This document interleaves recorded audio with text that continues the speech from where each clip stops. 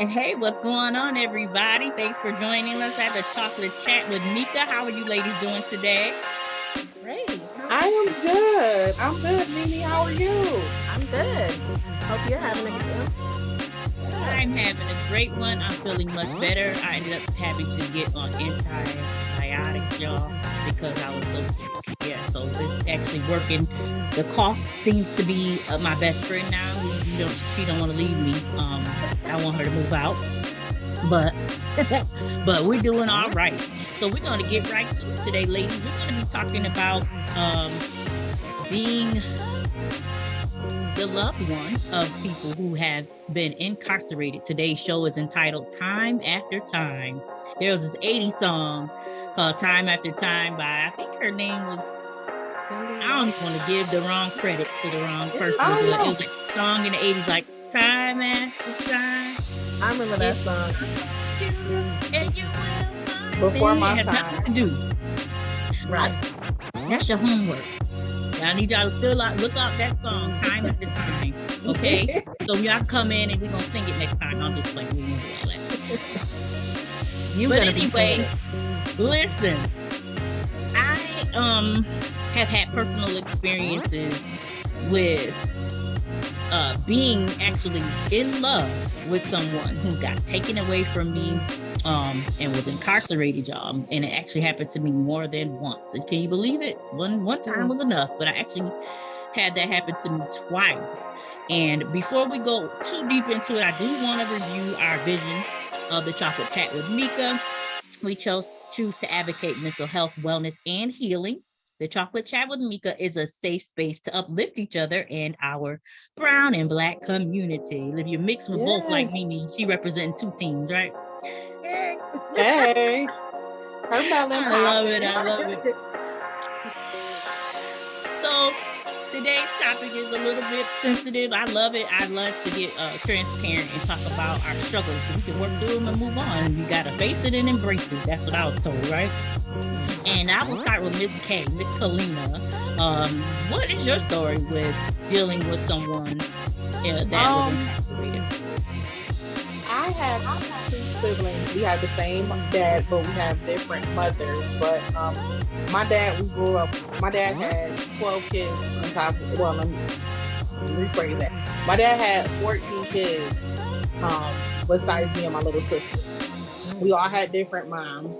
Um, but these two brothers in particular, they're the set of kids before me and my little sister. So I kind of like grew up with these siblings. They would come over. My mom was the step. My mom, they used to call my mom stepmom almighty because she immediately before her and my dad even had kids, she jumped in and she was a stepmom.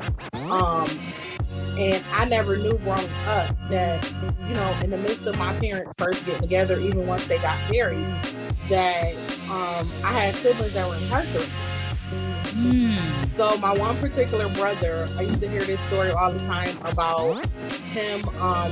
He used to babysit me, watch me while my mom worked two jobs, while my dad worked two jobs. But by the time I was old enough to understand what was going on, he was gone already. They told me at the age of 3, at 3 years old, you don't remember much, that he had got incarcerated for planning a murder. Planning it.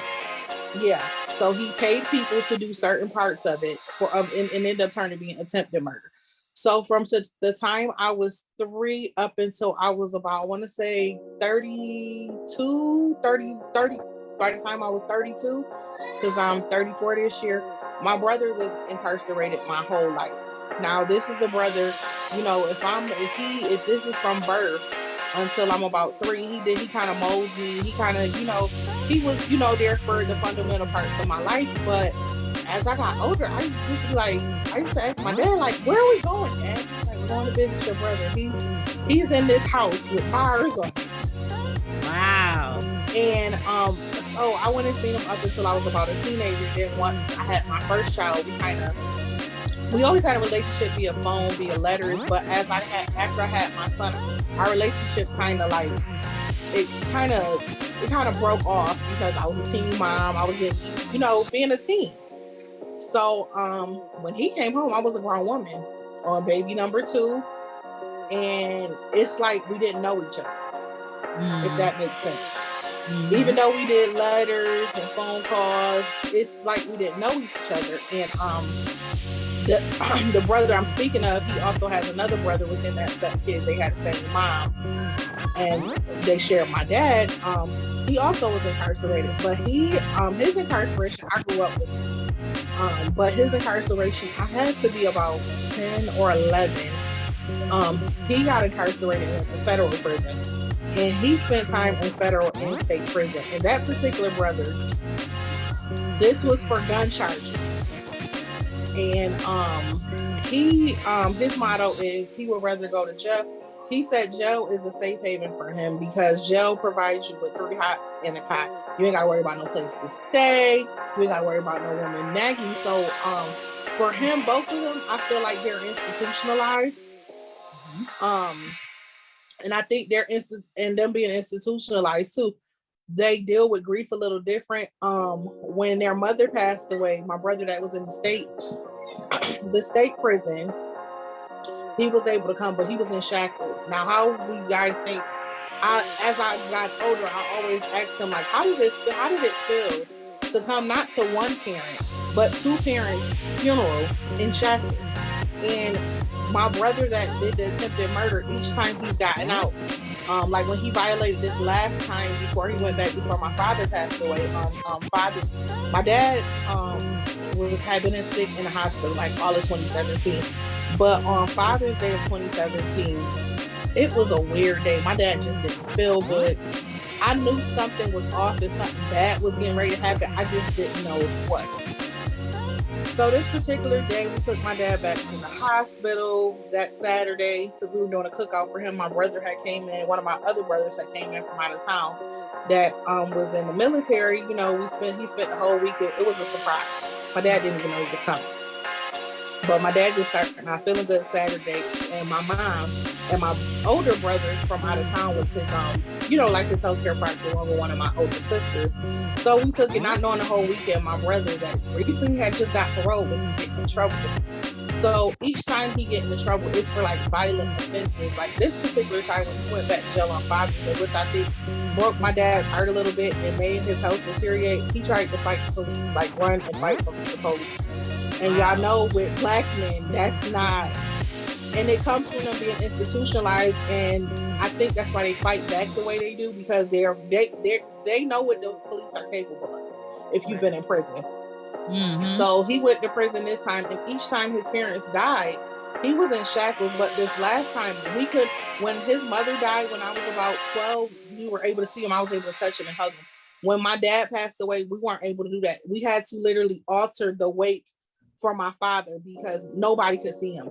Only people was able to see him was the funeral staff and my parents' pastor, because of the nature of this second offense. And I tell people a lot, and my experience, incarceration strains the family system. And I got a statistic. It says out of 2.3 million U.S. prisons, a large percentage of the people in the prison are minorities. Yep. And the studies show that 1 in every 3 Black boys are expected to serve prison time in their lifetime, and 1 in every 6 Latino boys compared to 1 in every 17 Caucasian boys. Now that right there blew me away. It gives you chills, it gives you chills. The one I saw, from CNN.com, it says that Black Americans are incarcerated at nearly 5 times the rate of in the state prisons. So I would say, I think they broke it down. So about 1 in 81 Black adults per 100,000 people in the United States is serving time in a state prison. So when we say our Black men are either dead or in jail, that is not. It's a true statement, and it's not. And it's because the statistics, and Mimi, you're mixed with Black and Latino, correct? Mm-hmm. So you know what it's like for both sides just as much. I tell people a lot, and they say, they be like, why, we shouldn't. I said, we can't be hard on minority men. They're fighting every day to stay out of jail and to stay alive. Because it's just crazy. In the prisons, they Hey, study building more prisons. okay, you're kind of, I don't know, not breaking up, but you got like a little bit of connection thing going on with your bars all there. Yeah, my bars are here. Okay, maybe if you just sit up like that, I can hear you better now. I don't You know can hear what me was better going. now? Yeah, Right. I could hear you before, but it was like static or something. I don't know. But Mimi, what's your story? I did want to, before I go on to you, Mimi, I did want to talk about, because the show is basically about mental health and wellness and healing. The article that I want to refer to is on whyy.org. And it's basically saying incarceration touches millions with loved ones behind bars and is making many of them sick. Now, the reason why I thought that this was relevant is because nobody really talks about the family members that are affected by the people who are incarcerated. They always talk about the people who are actually incarcerated, their struggles, but what's on the other side of that?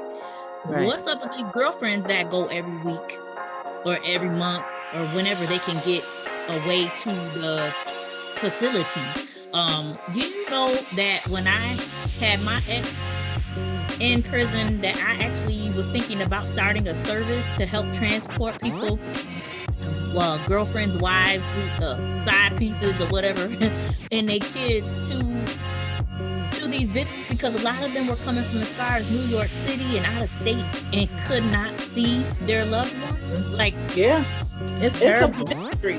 I know being able to see your loved ones for months upon a time, or just maybe even not even get a package or a piece of, be able to get soap or anything except for the state issued stuff, because your family can't afford to get those packages together, which are expensive. I remember, like you said, we used to go, my dad used to take us, and I'm sharing this. We used to go, y'all, when I say people used to laugh at me as a kid. I said, them prisons they talk about on Law and Order, like my brother, that I told you, like, did the attempted murder. He's literally been to like every facility in New York State. Like he's been bounced around so much. Like, even to the point, y'all, where one time he was in jail, I remember seeing my dad. My dad was a man of wisdom and knowledge. I've never seen him cry until it was something with my brother. In this particular time, I had to be about 10. We had got a call. They were like, you might want to, prepare to, get ready for his funeral. And my dad told me this. I'm like 10. My mom is crying. All my siblings are upset. It's because he had stabbed a deputy. He got in a fight with another inmate, and he has an anger issue. He can admit it. He has stabbed a deputy so bad. So, you ever seen Law and Order where the blood stain just won't come off the floor? That's how bad it was. And the warden was in fear for his life because the prison guards are like police officers. They stick together no matter what. Only reason I can say my brother was protected and God spared his life is because the people he ran with. In prison, if you're associated with the Muslims or any gang like that, especially a minority, you're pretty much safe. I always, as a little girl, had to worry about things. I hope I'm getting this phone call saying something really happened to him. And Meka's right, the mental health part, it takes a toll on the people on the outside, because now that my dad is gone, my mom loves each and every one of her stepkids. She was like, I can't do this bit with him. I did it 27 years. Her and my father was together 30 something years. She's like, I can't do it. Since I met your father, I walked this bit with your father. She said, I can't do it this time. She's like, I love my stepson. She was like, but mentally, she said, it's too much. She was like, you don't know, Kalina, you were younger. The nights we were worried, we would get, calls, you see stuff on TV, prison riots is not something that just happened. That's always. Yeah. It's always a possibility. So Mimi, what is your story? I'll go back to my article in a minute. I'm gonna give you an opportunity to tell what's going on, what happened with you. Well, I started experiencing, my parents being in and out of jail. It started with my mom. That was my first experience. She was in and out of jail for, a lot of times it would be domestic disputes. A lot of times, my mom also struggled with drugs. I don't know if any of her incarcerations had to do with that, but I know that was my first experience. And then, hers was a lot of petty, small charges. But then it escalated. I've been on both sides. My mom was married twice. I had a stepdad, which is my sibling's dad, and he was murdered in the town where we grew up. And I won't go into complete details because that is still a pretty sore subject, but he was murdered. He was accused of doing something that he didn't do by a Caucasian girl, and her brother murdered my sibling's father. And so that, once that happened and he was sentenced, he only served 20 years for brutally killing my sibling's father. And he was my father too. He raised me up until, they separated. But yeah, he brutally murdered him. And, the time that he got, the trial, and everything and how that all went down, it was pretty much a slap in the face to little kids, little kids who knew like all of the details, gruesome details about what happened to their father. It is devastating. And, then my last encounter was my second stepdad. He was one of the Texas 7, which was one of the biggest Texas breakouts in history. That happened probably 20 years ago. And I had just come home from the hospital with my son, and I literally saw it on the news, and I made a joke. I was like, that's probably Keith, not really thinking that was my stepdad. The breakout what? Breaking out of prison. Yes, the breakout. I remember that from 7 years ago. Yes. And you all think prison breakout. Breaking up. Yeah, just imagine FBI agents and the martial law and sheriffs knocking on your door, banging it down. And, after that incident, he served, he was already serving a life sentence, but he was serving death row after that. A couple of the guys committed suicide. I think they were put to death. And I want to say in 2015, pretty much the same year I bought my house, my sister and I went to go visit him the last time. And it was an experience. Let me just say, it's different going to visit people. But when you go see somebody who's about to be put to death, there is nothing to describe it. It still feels like he's there. A lot of times I have to, remind myself he's gone. He's not here anymore. But, he pretty much told me that he's ready to die. He was ready to die years ago. He lives in a cage 24 hours a day. He would only get to come out 1 hour a day. And he has no contact with anybody, and just living like that, he knows what he did was wrong, but, it's devastating. Overall, he was a good guy. He was good to me and my siblings. He was good to my mother. He didn't kill anybody when they broke out.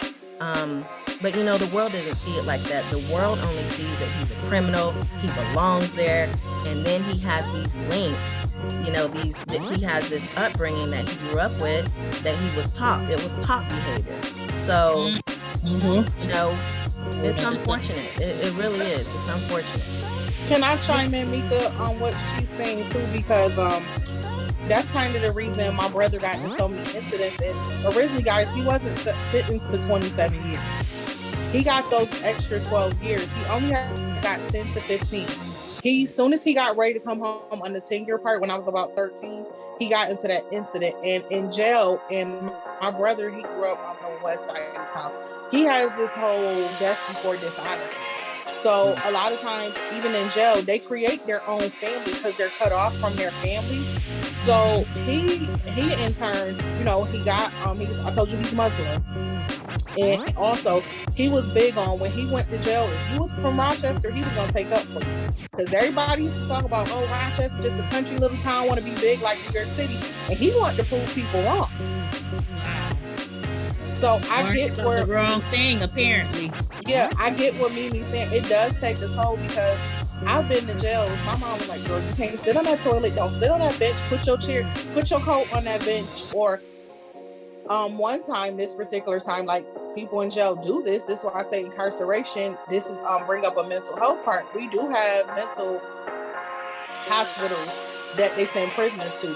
This particular one he went to was called Marcy. It was called like Mercy. It wasn't called like a psychiatric center. It was called Marcy Correctional Facility, but the correctional facility had two parts to it. One part was for prisoners, but the other part was like kind of like a psych ward, but they didn't call it that. It was for prisoners with mental issues. Like my brother really had a mental problem. Or for people that want to play crazy, that's where they send you to. And you know how people go to jail, they will play crazy. And he tells me, and he had, when he got out this last time, he got married, and he said he thinks the reason the marriage didn't work, he was eager to get married, and he's never had kids. He said he was to get married because he said, well, maybe it would fill the void of you always being alone. Because in jail, you really always are alone, even though you're surrounded by all the inmates. He said it didn't work because there were times he would go back into that institutional state where he didn't want to talk to nobody. He didn't want to be bothered because he was used to being by himself so much. I mean, 27 years, y'all. Like, come on, that's a long time to be. And I told him times had changed since the late 80s, early 90s. Women change. He couldn't believe how the women, dress, act, and talk because his mental. And I tell a lot of people, and my dad made this statement. We had a big family. Because we had to keep telling him. I had to tell him one time, I'm a grown woman, bro. You can't treat me like the little 3-year-old you left. But his mental state, he still see me as that little 3-year-old girl that he had to protect. He had to take care of. And I had to tell him, no, I'm grown. I can make my own decisions. And it had got so bad. My siblings that were under him, he felt like the ones he helped raise, or they grew up together, stair steps, that he was still our protector. And we had to tell him, no. My one sister told him, bro, when you left, I was graduating high school. I'm now a grown woman with such and such kids. I'm married. I'm a grandma, and it was, I think, with all the pressure, it was like a culture. It's crazy because the transition from spending all that time in a particular environment, and then here you come out, and cell phones aren't the same, or even if they even had cell phones for 27 Right. They got cell phones in prison. Yeah, now they do. Now they got cell phones in prison. FaceTime people from prison, like, girl. Because they be all trying to get dates and hookups and stuff. I just need a pen pal right now. You know what I'm saying? I'm just going through something right now, mine. You know what I'm saying? So that's a whole nother recruitment thing where people actually want somebody to hold them down or just keep, company, conversation. Sometimes people end up marrying people who have been. Now, friend, I have a question for you. Okay, so my thing is, when you said you dated 2 people that were in prison, how stressful is the expectation to wait? Because I know me. Talk about it, Mimi. What's I'm that not saying? feeling that. Hold me down till I get back. Nah. Hold me down till I get back. To an extent. I don't know about all that. The first situation, my daughter's father, we were not together. We were not a couple. Right? The same day that he came over, we were discussing, we were going to get back together.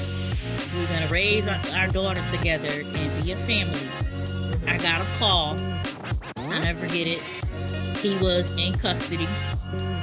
Like 30 minutes after he left my house, the police pulled him over and found a gun in his truck. The routine traffic stop. I'm not sure why they decided to stop him. Or maybe the car wasn't registered the correct way. Driving while black sometimes. For black men, it's driving while black.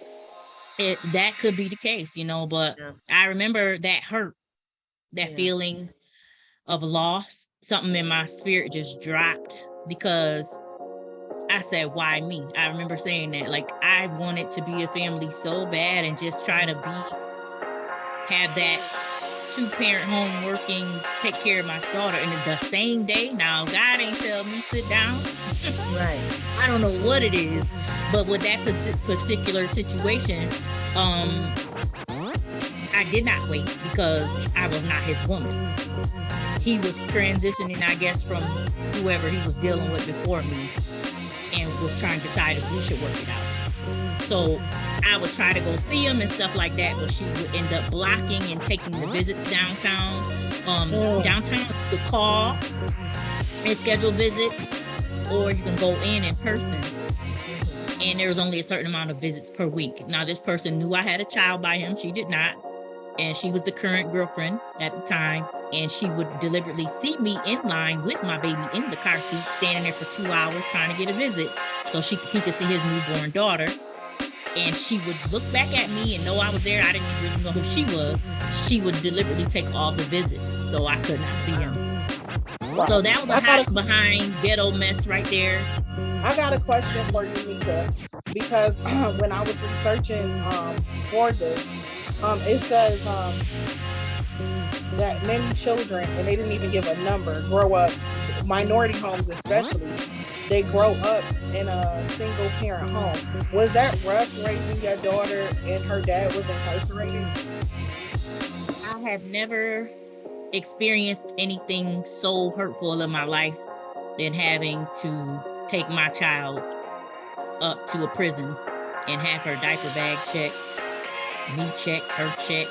They didn't even want you to bring a bottle with formula in it or whatever. I'm telling you, they put you through so much to see the person that you care about. And they treat you like a criminal as well. They do. I know a lot of people, Black people, that were pulled out of line sometimes, depending on where they were, if it's state prison or federal prison, and checked to see our handprints. I had my handprints checked and stuff sprayed on my hands to see if I was bringing in drugs. Just randomly picked. You know, I'm not like that. You know, I didn't, and it happens. People do that, but how humiliating. You've already been waiting forever. You've already driven an hour, 2, 3, 4, 5 hours to see this person. Right. Now I gotta be strict. You gotta take your hair down. You can't have bobby pins. They're gonna check all through your weed. Your bra can't have wires in it. It's like y'all are literally serving a life sentence together. Yeah. They have. I have heard women say, a lot of them say, and this is once the man get out and they doing wrong, you know, I served this time with you. And now, you know, I get why people say that, because I can honestly say my parents, even his mother, they served this time with him. Like, we all walked it with him. And I think my mom, like she said, these last couple of times, you keep violating parole. They didn't even. I remember my mom telling me, when I was old enough to understand, I started researching why he went to jail. She was like, Kalina, have you ever, this is when she told me, she was like, you will never experience this because you were too young to even, you heard it, but you couldn't articulate it. To go to court, that's the part that nobody talks about too, about prison, to constantly keep on the court to get appeals. And this particular time, this was after he had been there about 5 years. He had went before the parole board. My mom, my dad, and his mom went. And they said no. We can see your like neck up. Oh, I'm sorry. There you go. They didn't you know, in front of the parole board, they told you know what the charges is. And they said that she said the judge told him, no, we really don't want to let him out and make him serve the max. He's a menace to society. And that's not the first time I heard that said about a Black man. But as I got older, our men, once they're in the prison system, and especially if they're men that have been to juvie before they went to prison, the judges, black, white, pink, purple, they already had this notion in their head that he gonna mess up. Yeah. And that messes up the family system, sometimes beyond the point of repair. I know somebody, her dad has been in jail her whole life. He takes care of her by sending money. However you do it, y'all, I don't know. But it's also a mental thing. You know, they also choose to make these decisions. Some of them might be for mental reasons. Some of them might be for desperate reasons, you know, like, you know, and they're having a hard time finding a job, you know? Yeah, that's like my other brother I was telling you about. He said he would rather go to jail. Sorry, guys, I can't hear y'all really good. He said he would rather go to jail than he'd rather stay in jail, sometimes keep going back and forth to jail, than stay out here, as he called it, on Plymouth Rock. He said, because it's you gotta fight for your life in jail. He's like, but you guarantee your bed, you guarantee 3 meals. I'm like, but that's no way to live. But that's the institutional mindset, because he said when you get out of jail, it's so hard to really get back into society and get on your feet. Imagine though, this is I'm gonna set you up. Imagine you go to court with your husband. Now this is a different part of my life, and he has multiple previous charges. You know how they do the three, 4 strikes. As far as this time, it was DUIs and stuff like that. He went and violated his parole because of trying to fight me. He'd gotten drunk, and we got to the worst fight we'd ever been in.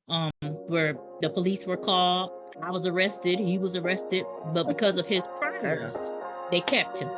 He's a predicate felon. Yep, I did my night in jail, which was my last night. I ain't ever going back. I don't care what. But that was crazy. And I watched them say, you have been in here so many times and you've had so many chances, sir. There's no way you will be fighting your wife and disrespecting her if you weren't under some type of influence of intoxication or some type of substance abuse. You have a history of being intoxicated and driving and stuff. So that man knew what he was talking about. He was drunk when he was trying to fight me and beat me up and do all that kind of stuff. Imagine though, you don't know what they're going to say, and you know it doesn't look good, and you watch them take him in the back, and you know he's not coming back out because they say, you know what, enough is enough. You've done this too much, and you need to sit down. Right. So they kept him, and I think he ended up getting, I don't know, 3 to 5 years, and I did the first. Maybe. You did 3 to 5 years? I didn't know that. The first years with him, and remember you were talking about those packages and people being ungrateful, and those phone calls adding up, and those long 3 and 4 hour drives. I remember almost dying in a car accident because the car spent out and went around at least 3 times and got this close to a tree. I literally almost died because I'm trying to go see people. And now that I'm thinking about it, I've been with 3 separate people who have done time and been taken away. And I was in relationships with these people. That's what I was about to say. Aren't we missing one? Well, yeah, girl, listen, this life of mine ain't yeah, nobody. and my thing, my dad, my brother would get mad. My dad would not travel in New York State in the wintertime. We would do like a fall visit. We would do a lot of fall and summer visits and spring visits. But my dad thing was going in the wintertime, you're taking a chance. And I remember my one brother. Your life. Yeah, when he went to the feds, he was in the feds 6 years. And this particular brother I'm saying, when he was in the feds, he didn't even get to come home and see his mom get buried. So imagine one parent, you can't come, the feds, they don't care if it's your mama and the dog. You are not coming to a funeral. The feds back then were very strict. They've gotten a little lenient. But the second time he was in like something like shot camp. So he was like, it's like a rehab, it's a constructive program. Back into society. He said his counselor was like, it's not best if you go, because it'll mess with your mental. Yeah. Because also people don't realize the mental strain they're up under in jail. Guards talk about it's kind of like a HIPAA violation. They talk about what the inmates go through. Let's not talk about, this is a difficult topic.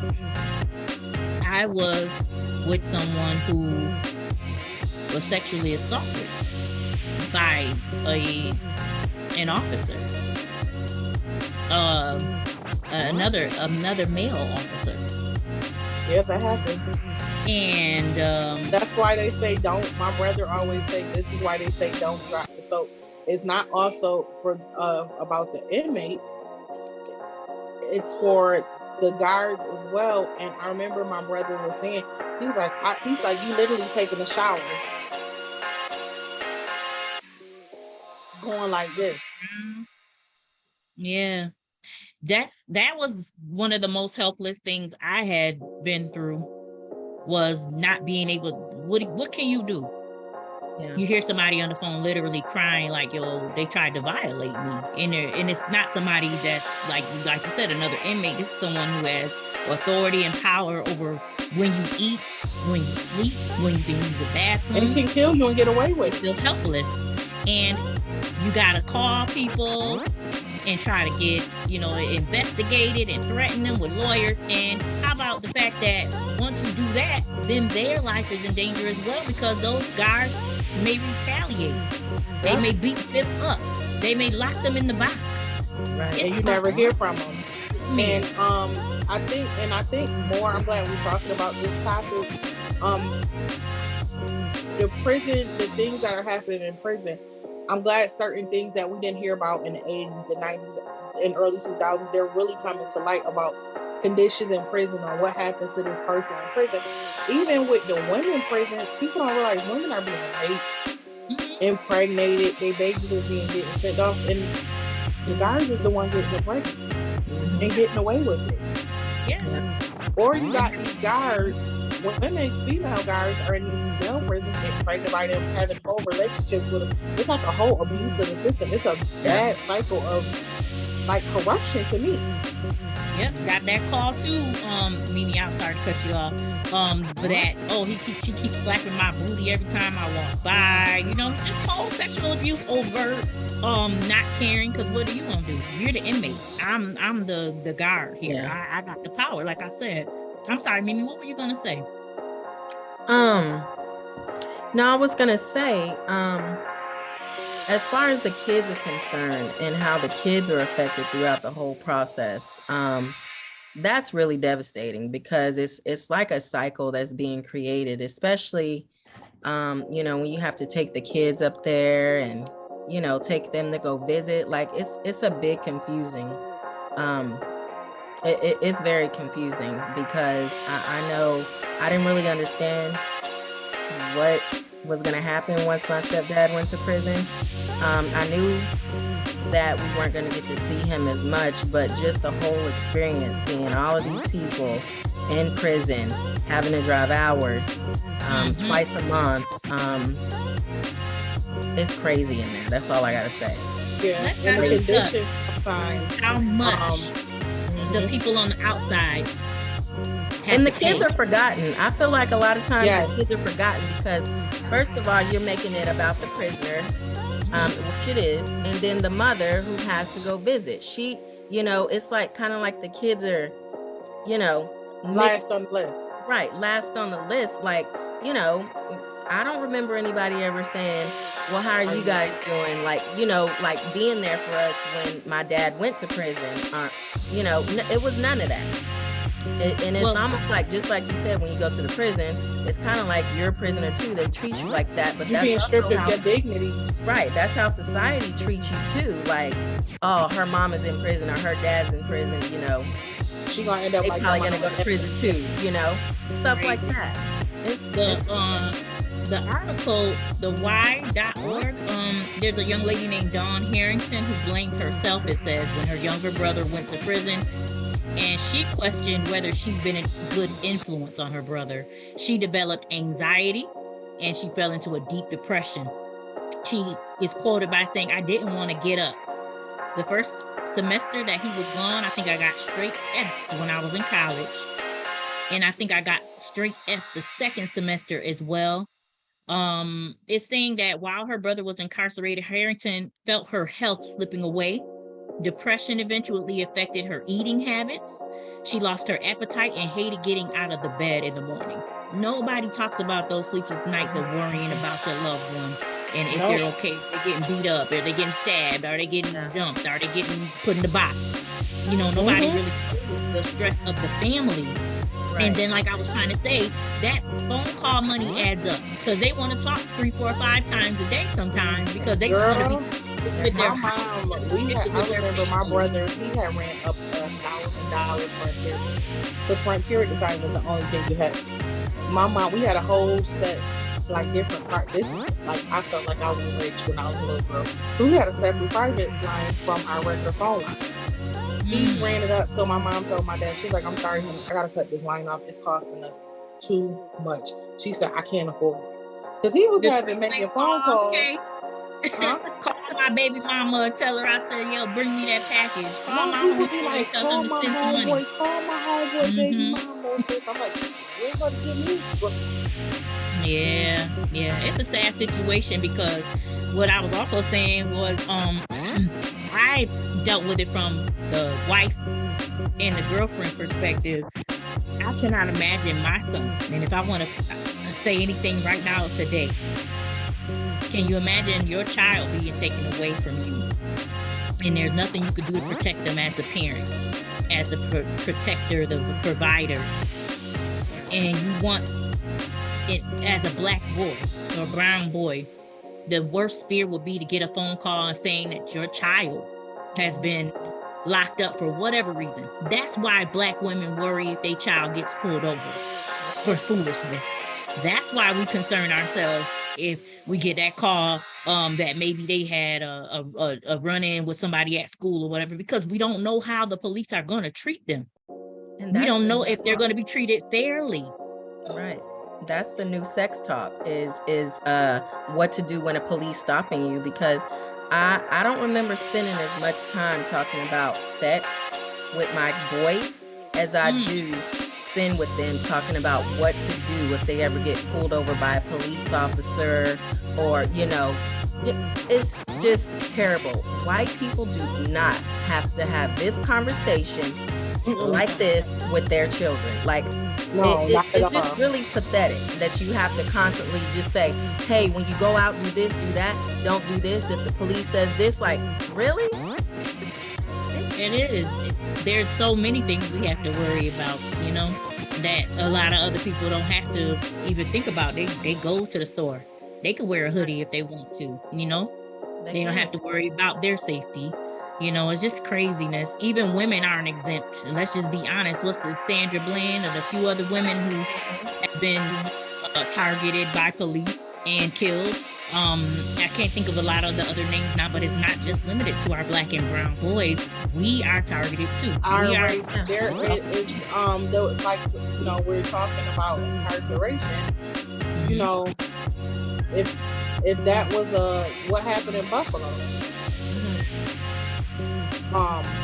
If that was a black or brown person, y'all know they would got killed on sight. Like, we're being like annihilated at a rapid rate, but they're not even getting persecuted the way we would get persecuted. And they never will. You know, I keep saying, I thought we were beyond the we shall overcome moment, so we had to no, but this is the modern day civil rights movement. I feel like when we think we take 2 or 3 steps forward, it gets shown to us over and over again that we're not as far as we thought we were. Now, in our strides against racism. Yeah, true. Now, I do want to know, because I've always thought about this, you know, when my stepdad was incarcerated, you know, a lot of people stop being in contact. You know how that goes. You're in contact in the beginning with whoever's incarcerated, and then as time goes by, it just kind of slows down and then eventually stops. But I was the one out of all my family, I kept being in contact. For some reason, I felt like I was obligated. I only felt obligated because I knew, like I said, he was good to my mother when they were married. And he never disrespected, you know, me, not. You know, he would, of course, say something like an adult would if I did something stupid. But for the most part, I felt obligated to continue to be there for him during his incarceration all the way up until they put him to death, because he was a good guy. And I don't believe that he had anybody else to be there for him up until his dying day. And honestly, some people would ask, why? Why are you doing this? Why are you doing that? Why are you talking to him? And I was just like, to me, it was the right thing to do. That's what I wanted to do. And I'm glad I did, because I would hate to be in that situation and not have anybody. That has to be a terrible feeling, not to have anybody on the outside that you can connect with at all. Nobody to send you any pictures, nothing. I tried my best to write letters, Right. send cards on the holiday to whoever Right. I, dealing with at the Oh, I time. know you did. I remember. Them packages, baby, 35 pounds. I'll never forget. Some of it didn't make it to the person that I was actually sending to. The prison guards would take what they wanted out of the packages Yep. and say, yeah, that's too much. I There's remember just my so mom many had stories I ordered. could tell. Yeah, people. I remember or my brother used to always want stuff ordered out of East Bay. He said he would never get to him. It's crazy how when they go to prison, they're already confined. You already got to answer to somebody else and the things they experience and they endure, and then to come back out into regular society, it's like a win-lose situation almost. Yeah. Mm-hmm. And that's why a lot of people, this goes on the mental health tip, always contemplate suicide. Because they said some people rather say I would die or kill myself rather than go back to jail. I believe it. Well, ladies, it's been a wonderful chat. It's a serious subject, sad actually, but I do want to wrap it up with an affirmation, and it's saying, I am grateful for everything I have in my life. And when talking about being locked up and having the smallest things, like being able to go out and get you a bag of Doritos when you feel like it, you realize that you're grateful for the small things, even if your life isn't where you want it to be. I feel like we need to take a little more time out to stop and try to be grateful no matter what our circumstances are. There are a few groups, that support the people who are actually the loved ones of the incarcerated people. I'm sure if you Googled it or looked up in some Facebook, there are support groups out there that would help you in this time of need. The article that I looked at said that the young lady did start a support group because she had been through that tough time in her life, and she wanted to find other like-minded people and children who needed mental health support, financial support, whatever it is, and she wanted to be there for them. But I just want to tell you guys, thank you so much for joining us today on the Chocolate Chat with Meka. Join us next time. We're going to be talking to a good friend of mine. Her name is Miss Janice Brown. She is a drug addiction and substance abuse counselor, and she is a ball of fun. Y'all get ready, okay? Grab your tea and come chat with me, the Chocolate Chat with Meka. Bye. Bye. Bye.